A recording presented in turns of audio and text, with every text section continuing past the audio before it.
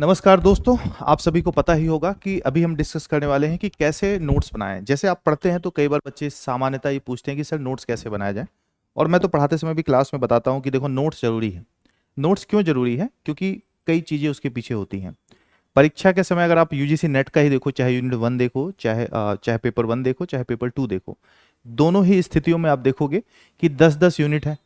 अब पेपर के टाइम पे रिवीजन कैसे किया जाए? बहुत सारे फैक्ट्स होते हैं। जैसे कि मैं पॉलिटिकल साइंस पढ़ाता हूँ तो बहुत फैक्ट्स हैं, किसने कौन सी किताब लिखी, किसका कौन सा स्टेटमेंट है, किताबों की क्रोनोलॉजी है, किसने कौन सी आइडियोलॉजी दी। इस हिसाब से तो आप परेशान हो जाएंगे। तो एक बेहतर और मतलब व्यवस्थित तरीका होना चाहिए नोट्स बनाने का। तो उसी के संदर्भ में हम लोग अभी यहाँ पे डिस्कस करेंगे। यहाँ पे आपने देखा ही होगा कि how to make study notes ना, स्मार्ट ट्रिक हम थोड़ी सी डिस्कस करेंगे। सब सवाल यही है, जैसे भी हमने देखा कि भाई नोट्स क्यों बनाए, क्यों इंपॉर्टेंट है। तो ये तो आपको है कि भाई क्विक रिवीजन, जो मैंने बताया ना परीक्षा के समय 10 यूनिट है। अब 10 की 10 यूनिट अगर आप रिवीजन करो प्रॉपर, पढ़ पढ़ के लाइन बाय लाइन, जो चीजें दी हैं, जो चीजें नहीं जरूरी है परीक्षा के टाइम वो भी पढ़ना पड़ जाएगा। सारे फैक्ट तो होंगे नहीं। तो भाई सबसे ज्यादा जरूरी है क्विक रिवीजन। अगर आपका ठीक से नोट्स बनाया और आपने प्रॉपर टाइम दिया है तो 500 पेज की किताब भी आपको 1 घंटे 2 घंटे से ज्यादा नहीं लगनी चाहिए, लेकिन आपको टाइम देना पड़ेगा, वो एक दिन में नहीं होता ना। इंप्रूव्स मेमोरी, जब चीजों को बार बार आप रिवाइज कर पाते हैं तो मेमोरी को इंप्रूव करते हैं, तुलना भी कर पाते हैं सेम चीजें। जैसे मान लो कि जस्टिस थियरी है।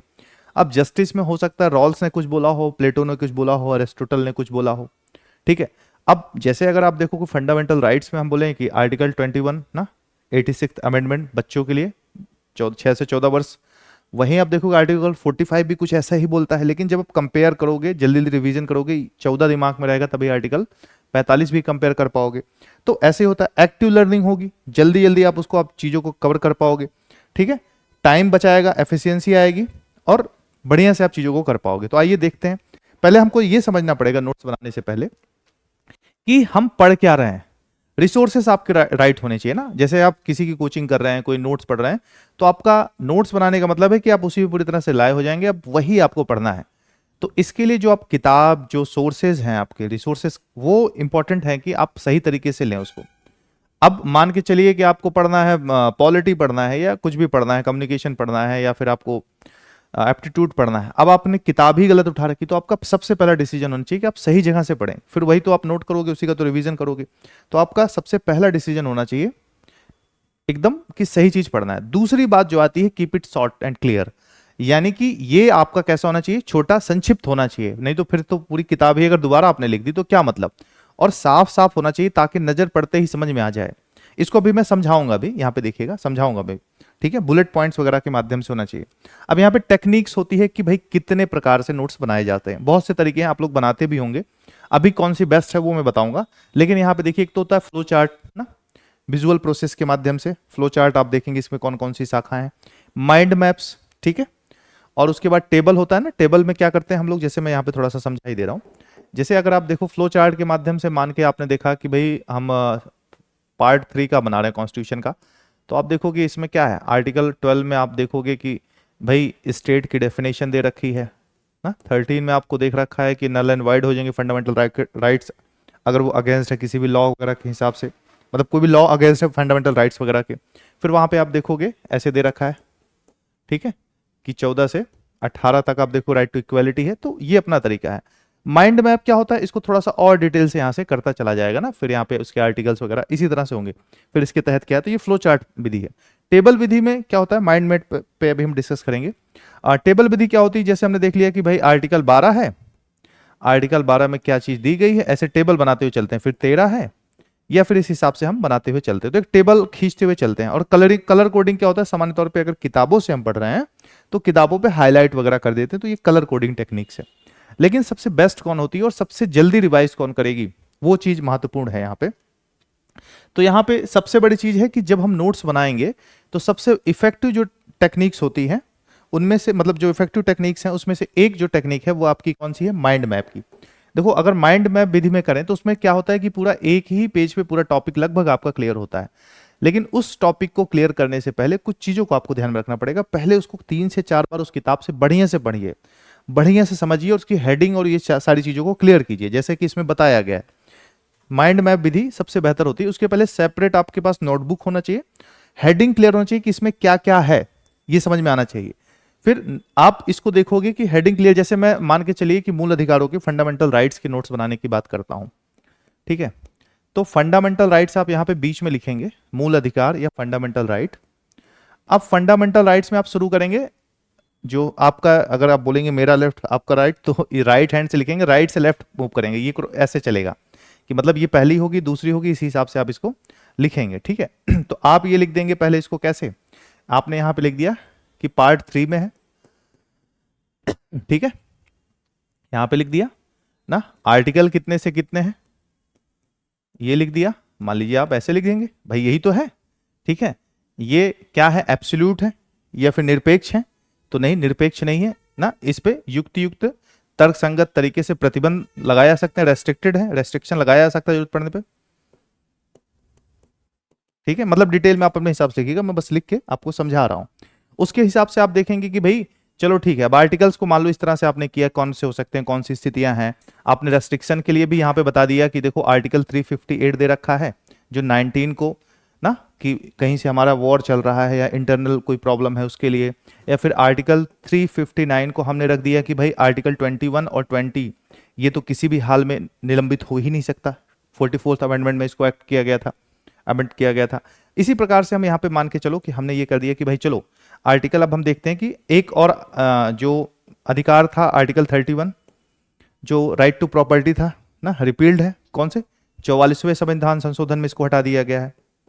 तो इस प्रकार से हम लिखते चले जाएंगे, फिर हम देखेंगे कितने पार्ट में, तो अभी वर्तमान में हमारे पास कितने राइट्स हैं, 6 हैं टोटल, ठीक है। एक हटा दिया गया, यानी कि अगर आप देखोगे कि मूल संविधान में 7 अधिकार थे। अब हम देख लेंगे कि भाई कैसे कैसे बटा गया, तो राइट टू इक्वालिटी आप यहीं पे लिख सकते हैं, आर्टिकल लिख दीजिएगा, ठीक है। यहाँ पे आप देखोगे लिबर्टी फ्रीडम के बारे में, तो 19 से 22 तक ऐसे आप लिखते चले जाओगे, ठीक है। फिर यहाँ पे 23-24 एक्सप्लॉयटेशन के अगेंस्ट है ये। अब इसमें भी कुछ ट्रिक्स हैं, जैसे आप इसी में जैसे बढ़ाना है कि 23 क्या है, ये आप जबरन कोई काम बलात्कार श्रम नहीं कर सकता, ये ना 14 वर्ष से बच्चों के लिए किसी भी खतरनाक कारखाने या रोजगार में नहीं लगा सकता, ठीक है। यहाँ पे 25 से 28 तक आप लिख सकते हैं किसका है, रिलीजियन फ्रीडम है ना, धर्म से सुनता है, धार्मिक स्वतंत्रता है। 29-30 आपकी कैसी है, सांस्कृतिक, और अंतिम में 32 आपका आ जाएगा। मान लो ये तो बड़ा टॉपिक था आपका, कॉन्स्टिट्यूशनल रेमेडीज, संवैधानिक उपचार के बारे में बात की गई। उसके बाद भी इसको तोड़ सकते हो, जैसे आर्टिकल 25 है, पेज आपका बड़ा रहेगा, क्लियर तरीके से लिखते चले जाएंगे। मान लीजिए इतने में नहीं होता तो इसके FIR फंडामेंटल राइट लिख के नीचे का पार्ट 1, यहाँ पार्ट 1 लिख दीजिए, नीचे पार्ट 2 कर दीजिए उसी में, तो एक ही पेज में आप देखोगे सारे डायमेंशन क्लियर हो जाएंगे ना।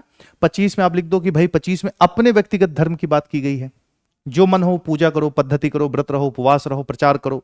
26 में आप क्या लिखोगे कि प्रबंधन की बात की, पब्लिक मैटर जो होगा ना किसी भी धर्म के लिए, तो व्यक्तिगत धर्म और ये सार्वजनिक धर्म, सार्वजनिक स्तर पे प्रबंधन की बात है। उसमें 25 में आप ये भी जोड़ सकते हो कि भाई धर्मांतरण का प्रचार करने का है, पूजा आस्था मानने का है, लेकिन धर्मांतरण का नहीं है।